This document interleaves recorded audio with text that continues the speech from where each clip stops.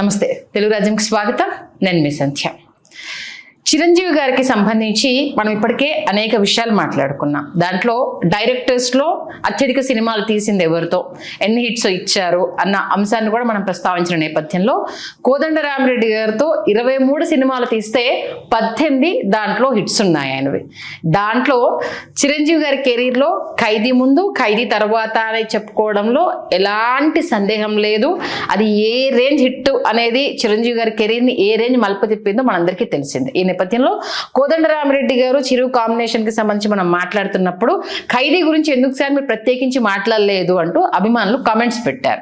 మరి వాళ్ళ కాంబినేషన్ లో వచ్చిన ఖైదీ అప్పుడు ఎన్ని అవాంతరాలను ఏమన్నా ఎదుర్కొందా, రిలీజ్ కి ముందు పరిస్థితి ఎలా ఉంది, రిలీజ్ తర్వాత ఎలా ఉంది, మరి ఆ ఖైదీ సినిమా సృష్టించిన ప్రభంజనం మనం అప్పుడు లేం కాబట్టి మరి శ్రీకాంత్ గారి మాటల్లో ఆ ఖైదీ సినిమా గురించి తెలుసుకునే ప్రయత్నం చేద్దాం. ఇదే అంశానికి సంబంధించి మనతో మాట్లాడడానికి యాజ్ యూజువల్ గా మన చరిత్రకారులు, సినీ రాజకీయ విశ్లేషకులు శ్రీకాంత్ గారు మనతో ఉన్నారు. ఆయన మాటల్లోనే. శ్రీకాంత్ గారు నమస్తే. నమస్కారం సంధ్య గారు. నిజంగా కామెంట్స్ లో అభిమానులు మీరు చెప్పే విశ్లేషణకైతే ఫిదా అయిపోతున్నారు. సీరియస్లీ అంటే ఎన్నో విషయాలు తెలియదు, ఒక శిఖరం గురించి ప్రతిరోజు ఒక కొత్త విషయాన్ని మాకు తెలియజేస్తున్నారు అనేసి చాలా చాలా హ్యాపీగా ఫీల్ అవుతున్నారు. మరి కోదండరామిరెడ్డి గారు అండ్ చిరు కాంబినేషన్ లో వచ్చిన ఖైదీ సినిమా గురించి చెప్పాలంటే ఫస్ట్ ఎక్కడి నుంచి స్టార్ట్ చేస్తారు? ఖైదీ గురించి ప్రత్యేకించి మనం మాట్లాడుకుందామని ఖైదీ గురించి ఆ విశ్లేషణలో నేను విశ్లేషించలే. ఖైదీయే ఒక చరిత్ర, ఖైదీయే ఒక ప్రభంజనం.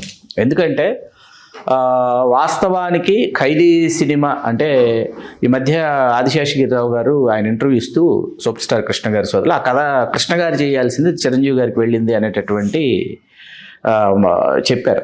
చెప్పిన తర్వాత నాకు గుర్తున్నంతలో పరుచూరి బ్రదర్స్ గారు, ఎవరైతే గోపాలకృష్ణ గారు, వెంకటేశ్వర గారు పెద్ద ఆయన ఉన్నారు, వాళ్ళు ఏంటంటే ఇది తిరుపతి రెడ్డి గారు వీళ్ళు చిరంజీవి గారు డేట్స్ తీసుకున్నారు. వీళ్ళు నెల్లూరు వాళ్ళు. తిరుపతి రెడ్డి గారు, ధనుంజయ రెడ్డి గారు వీళ్ళందరూ తిరుపతి వాళ్ళు. వీళ్ళు చిరంజీవి గారు డేట్లు కావాలి కోదండరామిరెడ్డి గారితో చేయాలని వీళ్ళు చెన్నైలో ఉంటారు. వీళ్ళు బిజినెస్ పీపుల్. వాళ్ళు వచ్చి తీసుకున్నారు డేట్స్ తీసుకుని వాళ్ళు ఏ కథతో వెళ్ళాలి అన్నది ఒక రేఖామాత్రంగా ఉంది.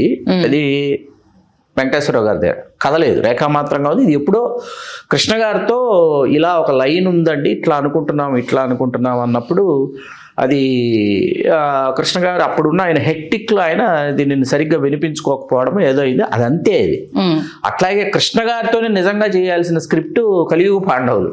ఓకే. కృష్ణ గారి డేట్లు లేక, ఎవరి డేట్లు లేక, అప్పుడు పరుచూరు గోపాలకృష్ణ గారు ఇంట్లో పిల్లాన్ని పెట్టుకుని, చంకలో పిల్లాన్ని పెట్టుకుని ఊరంతా వెతుకుతారేంటి, మీ అబ్బాయిని హీరోగా ఇంట్రొడ్యూస్ చేయాలని వెంకటేష్ గారిని తీసుకొచ్చారు. అట్లా వెంకటేష్ గారిని ఇంట్రొడ్యూస్ చేశారు. అది కరెక్ట్. ఇక్కడికి వచ్చేటప్పటికి ఇక్కడ క్రిస్టీ గెస్ట్ హౌస్, చెన్నైలో గెస్ట్ హౌస్ ఉండేదని. ఈ క్రిస్టీ గెస్ట్ హౌస్ లో వీళ్ళు పరుచూరు బ్రదర్స్ కూర్చుని ఉన్నారు. వియత్నాం వీడు సుందరం గారిని ఆయన కథ చెప్పాలి. ఓకే. తమిళ రైటర్. కానీ ఆయన రావటం లేదు, చెప్పటం లేదు. ఆయన ఏదో వచ్చారు, ఆయన ఏదో కూర్చున్నారు, ఆయన ఏదో అన్నారు, అది కుదరలేదు. అప్పుడు పరుచూరు బ్రదర్స్ కూర్చుని, వెంకటేశ్వర గారు కూర్చుని డేట్స్ వచ్చేసాయి. చిరంజీవి గారి డేట్ దగ్గరకు వచ్చేసాయి. ఒక రఫ్ ఆర్డర్ వేద్దాం. అసలు ఫస్ట్ రఫ్ ఆర్డర్ వేసి, రఫ్ ఆర్డర్లో నుంచి మనం సీన్స్ రాసుకుంటూ వెళ్దాం తర్వాత అని ఒక రఫ్ ఆర్డర్లో ఏదైతే అప్పుడు కృష్ణ గారికి ఇట్లా అనుకున్నామో, ఒక భూస్వామి, ఒక కామందు ఉన్నాడు, ఆ కామందు వచ్చేసి వీళ్ళ పొలాన్ని తీసుకున్నాడు, అదే పొలంలో వీళ్ళు కౌలు చేయాల్సి వచ్చింది, ఇట్లా అనుకున్న ఒక ఏదైతే ఉందో అది తీసుకుని దాన్ని ఆర్డర్ వేసుకోవటం జరిగింది. వేసుకుని మీకు అందుకే కృష్ణ గారిని పిలిచే క్లాప్ కృష్ణ గారికి ఇచ్చారు. క్లాప్ కృష్ణ గారు ఇచ్చారు ఆయన కోసము. Line and just line, full clap కొట్టారు. అందుకే ఫస్ట్ డే షూట్ కూడా నాకు గుర్తున్నంతలో మాధవి గారు వచ్చి చిరంజీవి గారిని సినిమాకి వెళ్దామని చెప్పి అడిగే సీన్, పార్క్ లో కాలేజీలో సీన్ అనమాట. చిరంజీవి గారు చదువుకుంటుంటే వచ్చి, అంటే అతనికి ఒక లక్ష్యం ఉంది, అతను చదువుకోవాలనుకుంటున్నాడు అనేసి ఈ అమ్మాయి పట్ల ప్రేమ చూపిస్తున్నాడు అంటే కాదు, ఆ అమ్మాయి చుట్టూ తిరుగుతుంది అనేటటువంటి ఒక సీన్ ఎస్టాబ్లిష్ చేసి ఆ షూట్ చేశారు. అయిపోయిన తర్వాత అప్పుడు ఫుల్ ప్లేటెడ్ స్క్రిప్ట్ మీద తర్వాత డేట్లు వచ్చేస్తున్నాయి, షెడ్యూల్ వెళ్ళిపోవాలనుకున్నప్పుడు కూర్చున్నప్పుడు ఏంటంటే ఫస్ట్ బ్లడ్ సినిమా అప్పుడు తెగ ఆడేస్తుందండి. సిల్వెస్టర్ స్టాలిన్ ఫస్ట్ బ్లడ్ మీకు అద్భుతంగా ఆడేస్తుంది. ఎవరు చూడు, ఏ ఊళ్ళో చూడు ఫస్ట్ బ్లడ్ రిలీజ్ అవుతుంది. ఎవరిది? Sylvester Stalin, Hollywood cinema first blood. అప్పట్లోనే హాలీవుడ్ సినిమా విలేజెస్ లో రిలీజ్ అయ్యాయా? బీసీలకు కూడా వచ్చేసేవి. ఓకే, చూసేసి అప్పుడు సెకండ్ హాఫ్ ఏంటంటే ఫారెస్ట్ బ్యాక్ డ్రాప్ లో బ్లాక్ అండ్ బ్లాక్ చిరంజీవి గారి గెటప్, ఆ తలక రిబ్బన్ కట్టుకు అవన్నీ దాంట్లో నుంచి వచ్చాయి. ఓకే, వచ్చిన తర్వాత ఇవాళకి ఖైదీ సినిమాలో సూర్యం పాత్ర ఏంటంటే మీకు చిరంజీవి గారి సినిమా ప్రారంభమైన చాలా సేపటి వరకు చిరంజీవి గారికి డైలాగ్స్ ఉండవు. మీరు అబ్జర్వ్ చేస్తే cinema very beginning scene Ranganath గారు వచ్చి ఎక్కడికి వెళ్ళాలంటే కోటిపల్లె కొండపల్లె, ఆ సీను కొండపల్లె అని చెప్పి కోటిపల్లి వైపు వెళ్తున్నావేంట్రా అంటే కత్తి తీస్తాడు. కత్తి ఈయనే చెక్ చేస్తే కత్తి ఉంటుంది. కత్తి ఎందుకు ఉంటుందంటే నేను వేటాడుతాను, అడవికి వెళ్తానంటే ఏంట్రా వేటగాడ పద, నీ సంగతి ఏంటో చెప్తా, ఎవరిని వేటాడడానికి వచ్చావా, జంతువుల్లా మనుషుల్లా అని చెప్పి స్టేషన్కి తీసుకెళ్తారు. అక్కడ టైటిల్స్ చిరంజీవి గారు ఆ సీన్ ఏంటంటే అక్కడి నుంచి సుమలత గారి ఇంటికి వచ్చి ఆయన బుల్లెట్ గాయం తగిలి సుమలత గారి ఇంటికి వచ్చి సుమలత గారి ఇంట్లో ఆయన ట్రీట్మెంట్, అక్కడ అస్సలు అక్కడి వరకు కూడా ఎక్కడ డైలాగ్స్ ఉండవండి మీకు. అవునా? ఆయన మాట్లాడు అసలు ఇప్పుడు చిరంజీవి గారి ఎక్స్ప్రెషన్స్, చిరంజీవి గారి కళ్ళు మాట్లాడతాయి, చిరంజీవి గారి ఎక్స్ప్రెషన్సే. ఆయన పేపర్ దాచిపెట్టేస్తుంటాడు, పేపర్ దాచిపెట్టి అయిపోతుంటే మీకు నేను అప్పటికే చూశాను నేను అంటుంది, ఆవిడే మాట్లాడుతుంటుంది. మీరు ఏమైనా చెప్పాలనుకుంటే చెప్పండి, లేకపోతే మీరు చెప్పకపోతే పర్వాలేదు, నేను మిమ్మల్ని ఒక పేషెంట్ లా ట్రీట్ చేస్తున్నానంటే ఈయన ఫ్లాష్ కట్స్ పడతాయి, కాలేజ్ సీన్స్ ఎన్ని వస్తాయి అన్నమాట. అందులో మీకేంటంటే కాలేజీలో ఒక సాంగ్ వేదన్నాదం మోదం, ఆయన విశ్వామిత్రుడు కౌశికుడు రూపంలోకి వచ్చి అది ఆ క్లాసికల్ డ్యాన్స్. తర్వాత మీకు ఆయన మళ్ళీ విలేజ్కి వచ్చిన తర్వాత రగులుతో మొగులుపద సాంగ్, ఇవన్నీ ఏంటంటే కమర్షియల్గా ఆ ఎలిమెంట్స్ అంటే ఆడియన్స్ని కూర్చోబెట్టేటటువంటి అంశాలు అనమాట. వీటిని ఆ సలీం మాస్టర్ చేసినటువంటి కోరియోగ్రాఫ్ ఆ టైంకి, అట్లాగే కోదండరామిరెడ్డి గారు, విఎస్ఆర్ స్వామి గారు, వీళ్ళు ఇక్కడ రావుగోపాలరావు గారు, నూతన్ ప్రసాద్ గారు, రాళ్లపల్లి గారు, వీళ్ళు పిఎల్ నారాయణ గారు, సంగీత గారు, ఈయన ఫాదర్ అండ్ సిస్టర్. ఇవన్నీ ఏంటంటే మనకు అసలు సినిమాలో మనం స్క్రీన్ మీదకి వెళ్ళిపోయి రావుగోపాలరావు గారిని చంపేద్దామన్నంత కోపం వస్తుంటుంది. ఆ సూర్యం యొక్క ఏదైతే సూర్యంలో ఉండేటువంటి ఎమోషన్ ఆడియన్స్ లోకి క్యారీ చేశారు. అది చాలా ఎక్స్ట్రాడినరీగా దాన్ని తీసుకొచ్చారు. ఆ టైంకి భూస్వామ్య వ్యవస్థ కావచ్చు, విలేజెస్ లో కొన్ని మారుమూల విలేజెస్ లో యాస్టీ జరిగే ఇన్సిడెంట్స్ ని కళ్ళ ముందు చూసేసరికి అరే ఇది కదా జరిగింది, ఆ ఎమోషన్ మనం అక్కడ చూపించలేకపోయాం కదా అని ప్రతి ఒక్కరికి ఆ కసి వచ్చేస్తుంది. అది ఇక సెకండ్ హాఫ్ ఎక్స్ట్రాడినరీ అనమాట. సుమలత గారిని చంపేయటం, దాంతో ఈయన టోటల్గా రివెంజ్ మోడ్లోకి వెళ్ళడం, సంయుక్త గారు రావటం, ఇవన్నీ కూడా ఆవిడ తమిళ ఆర్టిస్టు, ఆవిడ సంయుక్త మూవీస్ బ్యానర్ కాబట్టి ఆవిడకి పేరు పెట్టారు, సంయుక్త అనే పేరు పెట్టారు.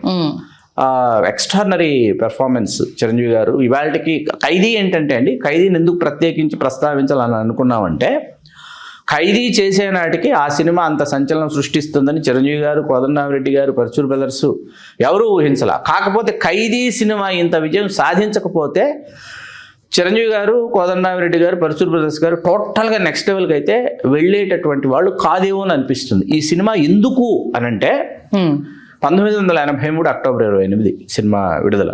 ఓకే, 1983 జనవరి 9 ఎన్టీ రామారావు గారు ప్రమాణ స్వీకారం చేశారు ముఖ్యమంత్రిగా. చేసిన తర్వాత 1983 మే 31 సూపర్ స్టార్ కృష్ణ గారి జన్మదినం.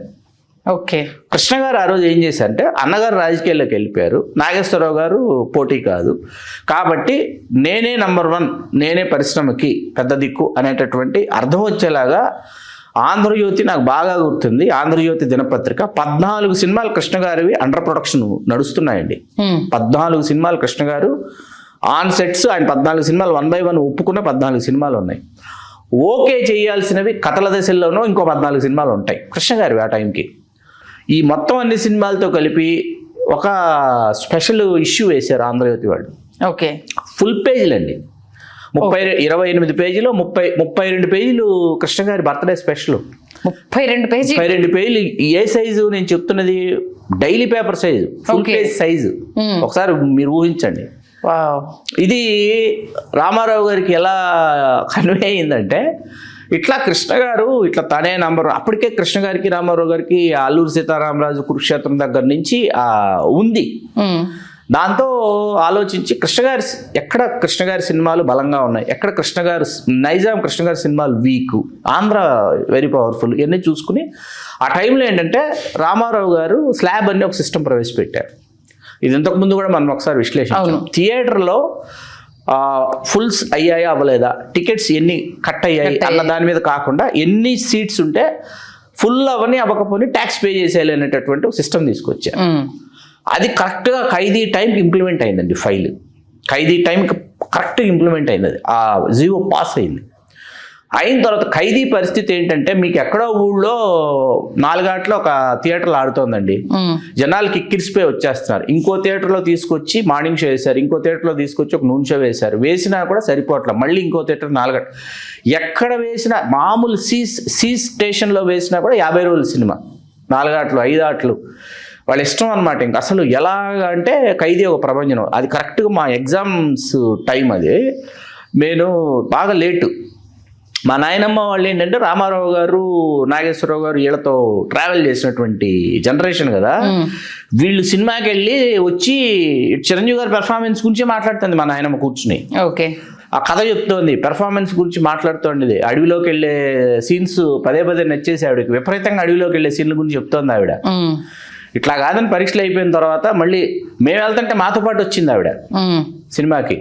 అంటే ఆ ఏజ్ గ్రూప్ వాళ్ళని కూడా చిరంజీవి గారు ఏంటంటే ఆకట్టుకున్నటువంటి ఒక టైం. వాస్తవానికి ఖైదీ తమిళంలో కూడా డబ్ అవ్వాలండి. ఆ టైంలో తమిళంలోకి ఎందుకు డబ్ అవ్వలేదు అనేది మనం నిర్మాతనే అడగాలి, తిరుపతి రెడ్డి గారిని అడగాలి, కోదండరామిరెడ్డి గారిని కూడా అడగాలి మనం. సరే, అది కాసేపు అలా పక్కన పెడితే ఏంటంటే కన్నడంలో విష్ణువర్ధన్ గారు చేశారు సినిమా రీమేక్ ఖైదీ, హిందీలో జితేంద్ర గారు చేశారు ఖైదీ. అట్లా మీకేంటంటే ఖైదీ సృష్టించినటువంటి ఆ ప్రభంజనం, ఖైదీ సృష్టించినటువంటి సంచలనం. అంటే ఖైదీకి ముందు ఖైదీకి తర్వాత, ఇప్పుడు ఎట్లాగైతే కొన్ని సినిమాలు శంకరాభరణానికి ముందు శంకరాభరణం తర్వాత అంటాము, 80స్కి వచ్చేటప్పటికి కమర్షియల్ సినిమాల్లో ఖైదీకి ముందు ఖైదీకి తర్వాత, సాంకేతికంగా అనేటప్పటికి శివకు ముందు శివకు తర్వాత, ఇట్లా మీకు స్పష్టమైన విభజన రేఖలు ఉన్నాయి తెలుగు సినిమా చరిత్రలో. వాటిని మనం ఖచ్చితంగా పారామీటర్స్ కింద తీసుకోవాలి.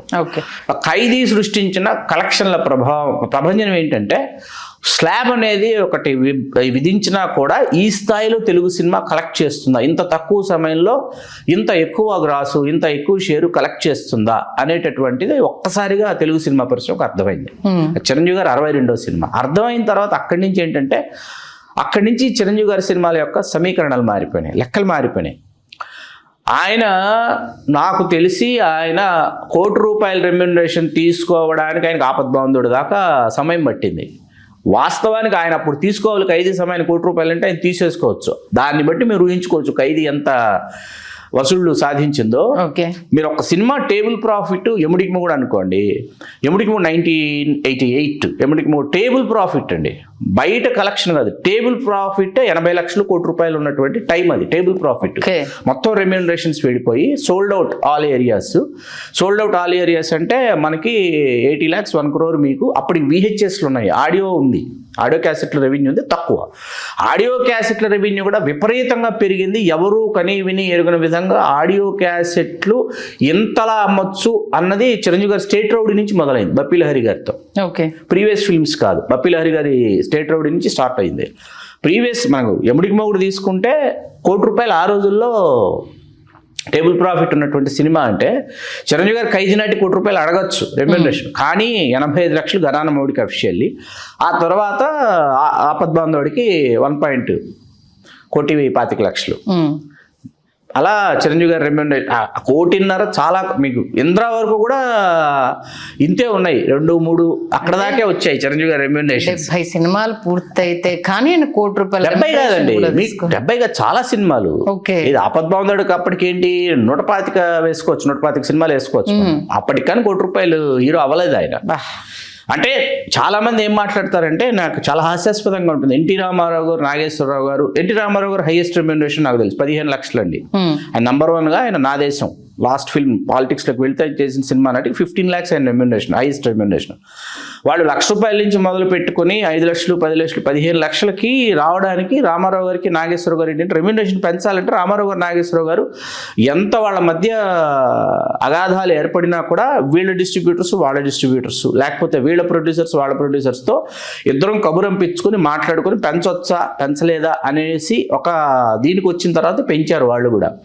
మీకు చిరంజీవి గారి దగ్గరకు వచ్చేటప్పుడు అందరూ ఏమంటారంటే చిరంజీవి గారు చాలా పెంచేశారు, అసలు ఆయన వల్ల రెమ్యునరేషన్స్ పెరిగిపోయినాయి, ఇట్లాంటి ఈ కైండ్ ఆఫ్ డిస్కషన్స్ అన్ని చేస్తుంటారు, అవన్నీ ట్రాష్.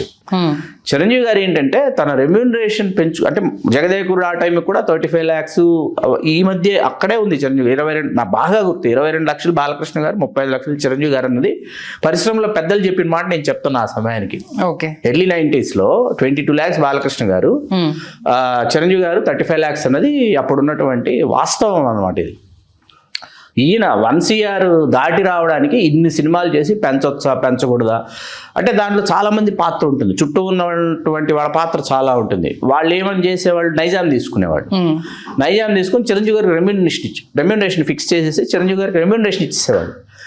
నైజాం ఏమో హ్యూజ్ కలెక్షన్స్ హ్యూజ్ రెవెన్యూ వచ్చేసేది నైజాం, చిరంజీవి గారి రెమ్యూనరేషన్ పెరిగేది కాదు. ఆయన ట్యాగూర్ దగ్గర నుంచి ఆయన తనకు తాను తన రెమ్యూనరేషన్ ఆయన ట్యాగూర్ దగ్గర నుంచి ఇదిగో అంటే డిస్ట్రిబ్యూటర్లు వచ్చి చెప్పి లేదు సార్ మీరు కొంచెం మీ రెమ్యూనరేషన్ పెంచుకోవచ్చు సార్ అన్న తర్వాత ఆయనకు అర్థమైన తర్వాత అప్పుడు అంటే వస్తోంది రెవెన్యూ, మీకు ఎక్స్పెక్ట్ చేయనటువంటి రెవెన్యూ. తెలుగు సినిమా ఆర్థికంగా పరిపుష్టి చెందింది, ఒక పరివర్తనం చెందింది ఒక దశ నుంచి ఇంకో దశకి వ్యాపారాత్మకంగా అంటే అందులో ఖచ్చితంగా చిరంజీవి గారి పాత్ర చాలా ఉంది. అట్లాగే చిరంజీవి గారి డిస్ట్రిబ్యూటర్స్ కొంతమంది మనం చాలాసార్లు వాళ్ళ గురించి గతంలో కూడా క్రాంతి ఫిలిమ్స్ వైజాగ్ అనేటప్పటికి అసలు ఒడిస్సా సపరేట్గా ఉంటుంది, శ్రీకాకుళం విజయనగరం వైజాగ్ ఇది మొత్తం కలిపి వైజాగ్ 3 జిల్లాలండి.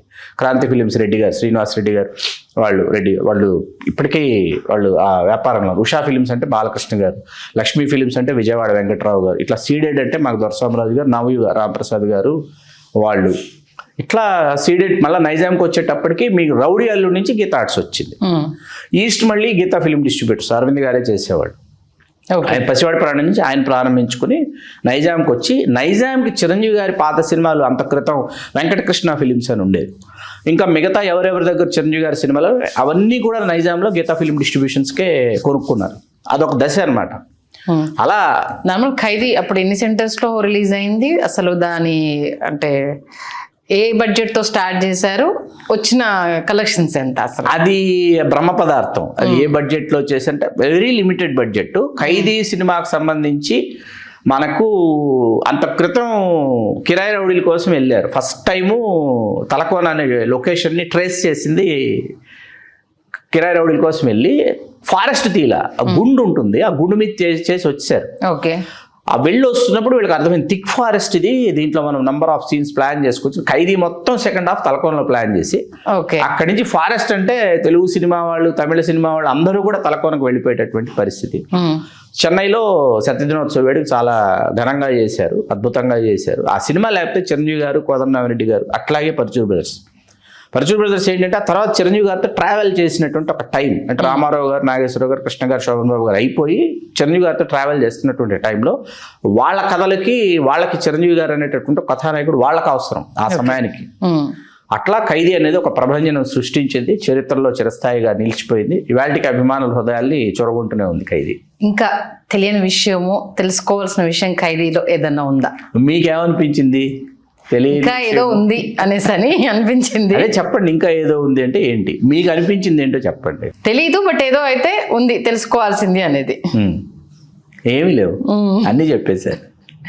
కాస్టింగ్ ఎలా సుమగా మన మాధవి గారు కానీ సుమలత మాధవి గారు ఏంటంటే చిరంజీవి గారు వెరీ ఫస్ట్ ఫిల్మ్ లోనే మాధవి గారు చేశారండి ప్రాణం ఖరీదు మనం మాట్లాడుతాం. అవును, అక్కడి నుంచి ట్రావెల్ అయ్యారు. ఇంట్లో రామయ్య వీధిలో కృష్ణయ్య. మాధవి గారు చిరంజీవి గారి పక్కన చాలా దొంగముగుడు చాలా బాగుంటుంది వాళ్ళ కాంబినేషన్, నాకు చాలా ఇష్టం. ఇద్దరు కదా హీరోయిన్స్ దాంట్లో, ముగ్గురు రాధిక గారు ఉన్నారు, భానుప్రియ గారు ఉన్నారు, ముగ్గురు. అండ్ నాకు మాధవి గారు చిరంజీవి గారి కంప్లీట్ ఆ కాంబో సీన్స్ చాలా ఇష్టం నాకు. ఖైదీ అనేది ఏంటంటే ఇవాళకి చిరంజీవి గారితో పాటు మాధవి గారి జీవితంలో ఒక చిరస్థాయిగా నిలిచిపోయినటువంటి సినిమా అయింది ఆ సమయానికి. సుమలత గారు చిరంజీవి గారి పక్కన చాలా అందంగా ఆ సమయానికి ఉన్నటువంటి హీరోయిన్. అందులో సందేహం లేదు. ఎందుకంటే ఇందులో ఆవిడ డాక్టర్ పాత్ర చేయడం, ఇందులో హీరోయిన్ కాదు, డాక్టర్ ఎక్స్ట్రాడనరీ హీరో క్యారెక్టర్ తంది. కానీ ఆవిడకి సాంగ్ ఉంది, ఇప్పుడు సంయుక్త ఊహించుకుంటుంది అవును. ఆంటీ అంకుల్ ఇద్దరు అనేసి ఫస్ట్ సాంగ్ అదేమిటబ్బా పాట సుమలత గారి మీదే చేశారు. నవల్ చదివే పిచ్చి అమ్మాయి కరెక్ట్ ఆ క్యారెక్టర్ లో నుంచి సుమలత గారు చిరంజీవి గారితో చాలా మంచి ఆలయ శిఖరం, వాళ్ళిద్దరు కాంబినేషన్ లో చాలా బాగుంటుంది. స్వయం కృషి మన పసివాడి ప్రాణం, స్వయం కృషిలో కూడా ఆయన చదివిస్తాడు, ఒక సాంగే ఉంటుంది, చడిపంలో చనిపోతుంది అనుకుంటా, చనిపోతుంది, అందం శరణంగా వచ్చామి. మంచి సినిమాలు, అగ్నిగుండంలో ఆవిడే హీరోయిన్. అవును, సుమలత గారితో చెప్పుకోదగ్గ సినిమాలు చేశారు చిరంజీవి గారు. ఓకే, అది సంజయ్ గారు. మొత్తానికి ఎక్కడో స్టార్ట్ అయిన లైను అందరి జీవితాల్లో ఒక ప్రభంజనం చేసి తెలుగు సినిమా ఇండస్ట్రీలో ఒక పొజిషన్కి వెళ్ళిపోయేలా చేసిన సినిమా ఖైదీ అనడంలో ఎలాంటి అతిశయోక్తి లేదైతే. మంచి విశ్లేషణ అందించారు. ధన్యవాదాలు శ్రీకాంత్. ధన్యవాదాలు సంజయ్ గారు.